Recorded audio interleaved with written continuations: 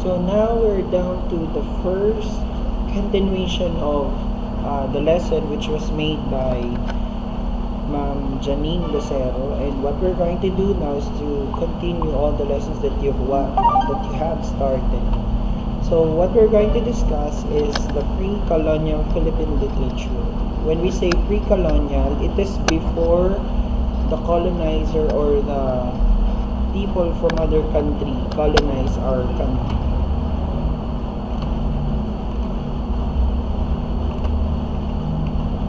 So, when we talk about pre-colonial literature in the Philippines, this refers to the literature of the formative past by the various groups of people who inhabited the archipelago. So, during that time, since we are not yet being conquered by other country or other colonizer, in our archipelago, in the whole country, we don't have yet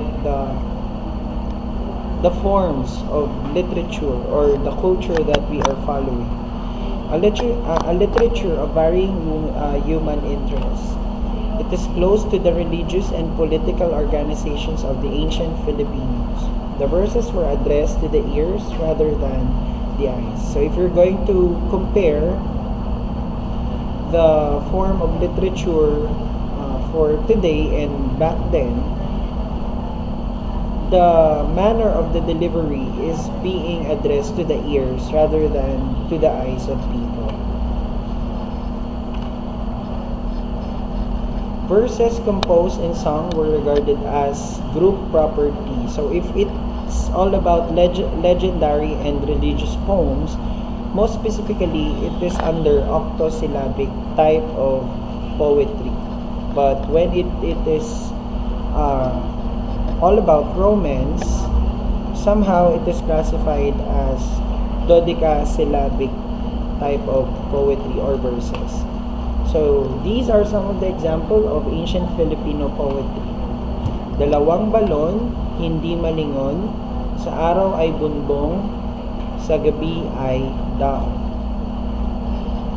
Riddle or bugtong. So you commonly use this when we are young, and we're just doing this as a sort of challenge.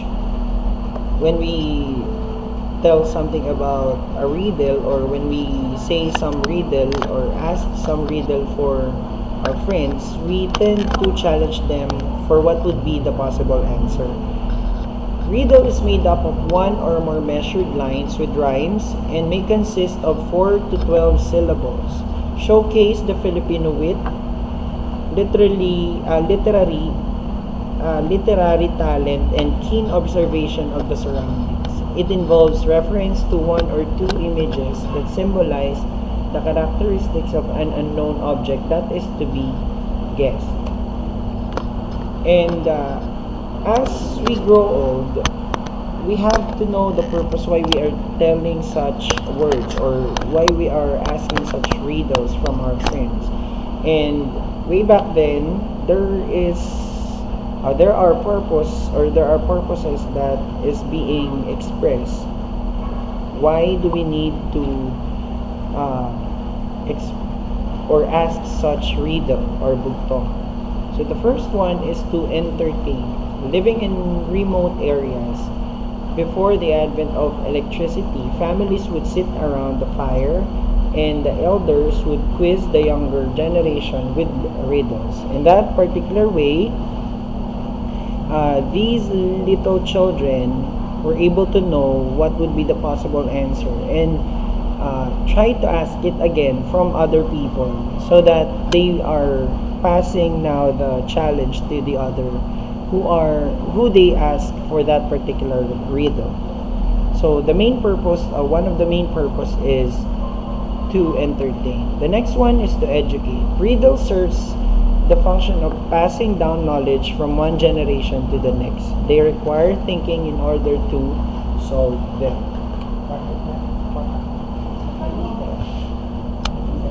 Next is to titillate. Many old Filipino riddles contain double entendres that were intended to amuse the men and shock the women. The next one is to curse without expressly cursing. A riddle could be made up against an enemy, rival town, or suitor. The next one is to preserve the culture. Riddles communicate the old ways from one generation to another.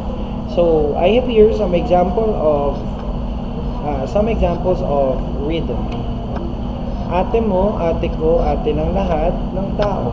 My sister, your sister, everyone's sister. It's atis, or the sugar apple. Next is the salawikain at sawikain. Now, what's the difference between the two? So you'll later find out what would be the difference between the two. Short poems that have been customarily been used and serve as laws or rules on good behavior by our ancestors. Allegories or parables that impart lessons for the young and often expressing a single idea that is usually satirical and had a witty ending. So, I have here another example of salawikain. Ang matapat na kaibigan, tunay na maaasahan. So, as you can see, it uses rhythmic patterns to make it more creative. And aside from that, it teaches us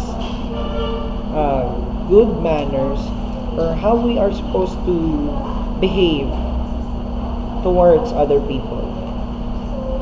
Ang mabigat ay gumagaan kung pinagtutulungan. So, it's a picture of a bayanihan whereas the primitive house, bahay kubo, is being carried by these people helping each other together for them to move that particular house. Next, example of sawikain. Kumukulo ang dugo. Blood is boiling.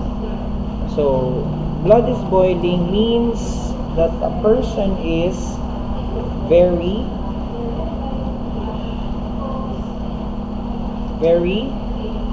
angry. Right?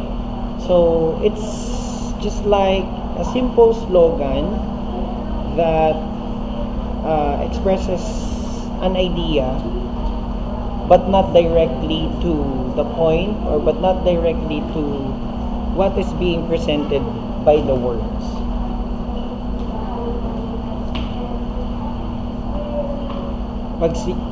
When we talk about salawikain, just like what we saw a while ago, it's a proverb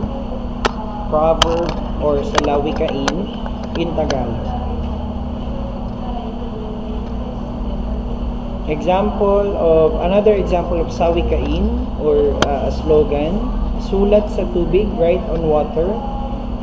When you say write on water, it also means forget about it.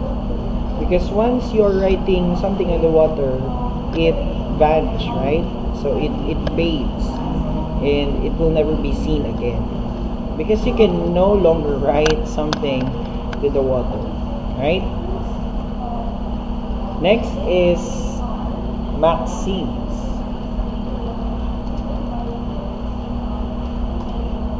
Another example of maxims are pag hindi ukol, hindi bubukol. Okay, when we talk about maxims, with this particular maxims, what is not intended for one will not bear fruit.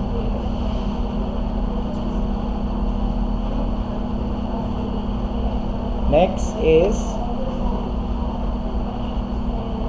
tanaga or tanaga, a quatrain with 7 syllables each with the same rhyme at the end of each line. So it has no title. It has 7 syllables per each line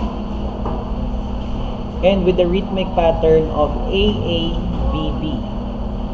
So take a look at this one. Example, tahak ng tingin, tulak ng sulyap, yakap lapat, ng titig sa balikat, hatak pa, kindat, hakap. So if you're looking at the rhythmic pattern, it follows AA and BB. So it means the first and the second line ends with the same sound, and the third and the fourth line ends with the same sounds. Next is myth, derived from Philippine folk literature, which is the traditional oral literature of the Filipino people.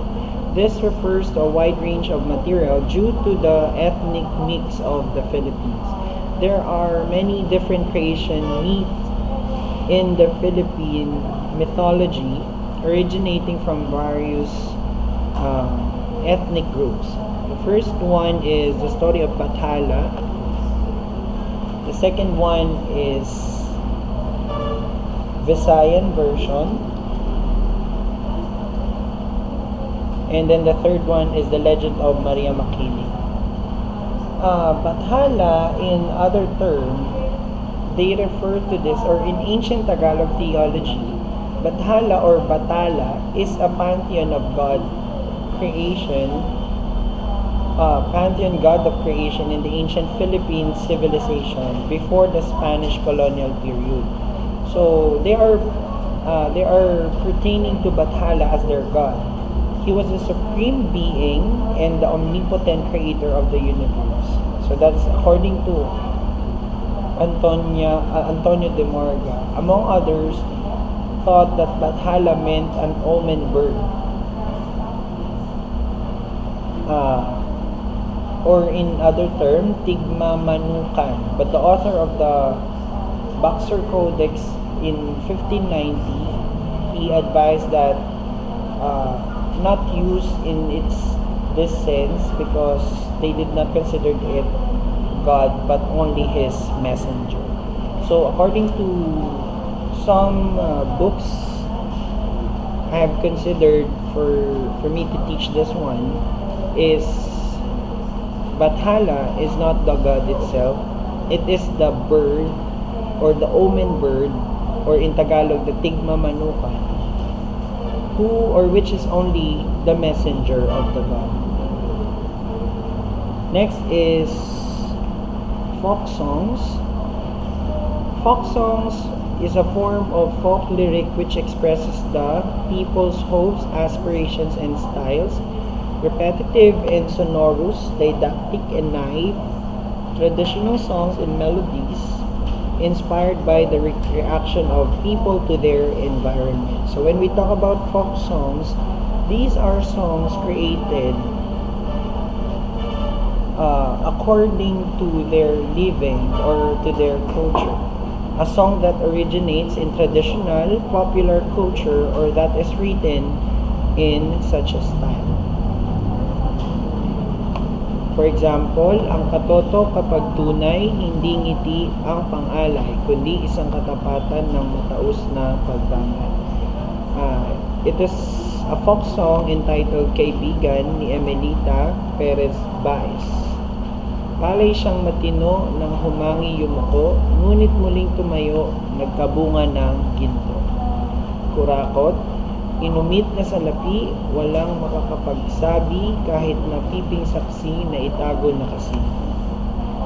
So that's how we're going to end our lesson for the pre-colonial period or Philippine literature during the pre-colonial period. And we're just going to have another discussion right after this. Thank you for listening.